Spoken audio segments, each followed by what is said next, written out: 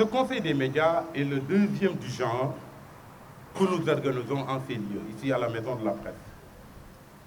La dernière fois, nous ne pensions pas devoir rééditer le Conseil des médias, parce que nous espérions qu'à la suite du signal fort que nous avions lancé à l'autorité politico-judiciaire, Pape Alé n'allait pas rester longtemps en prison.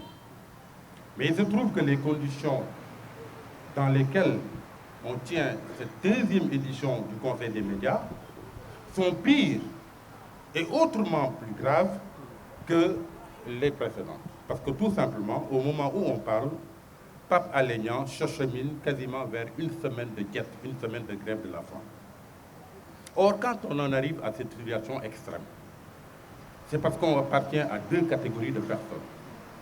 Ceux qui font la grève de la faim, soit ils estiment avoir été privés injustement de leurs droits, ou bien c'est des personnes à qui on colle un tort qu'ils estiment n'avoir jamais connu et qui, pour ce faire, vont jusqu'à faire la grève de la faim.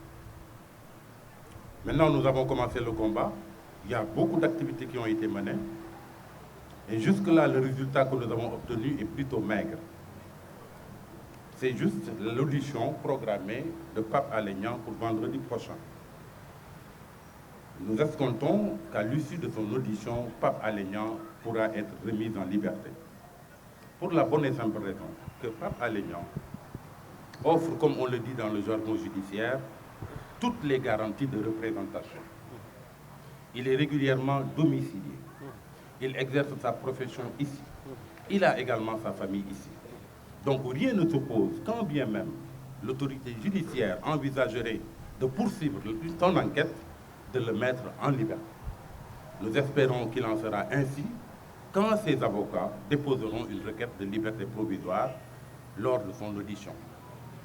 Maintenant, si, au terme de cette audition, et au terme de la demande de liberté provisoire, Pape Alé ne sera pas libéré, on sera obligé, dans cette campagne que l'on mène pour sa libération, de passer à la vitesse supérieure. Et quand on parle de vitesse supérieure, on n'exclut pas le boycott total et intégral de toutes les activités du gouvernement, ce qui est une catastrophe dans un pays. Nous n'excluons pas non plus une journée sans presse, parce qu'aujourd'hui, nous estimons qu'à travers Pape Alé Niang, c'est toute la presse qu'on voudrait bâillonner.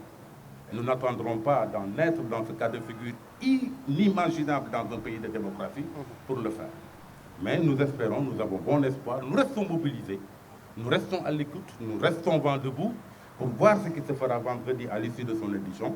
Et nous osons espérer que Pape Alé, au terme de cette audition, pourra bénéficier d'une liberté provisoire, ne serait-ce que ça, pour rentrer chez lui et retrouver sa famille, parce qu'encore une fois, sa place n'est pas en prison. Je vous remercie.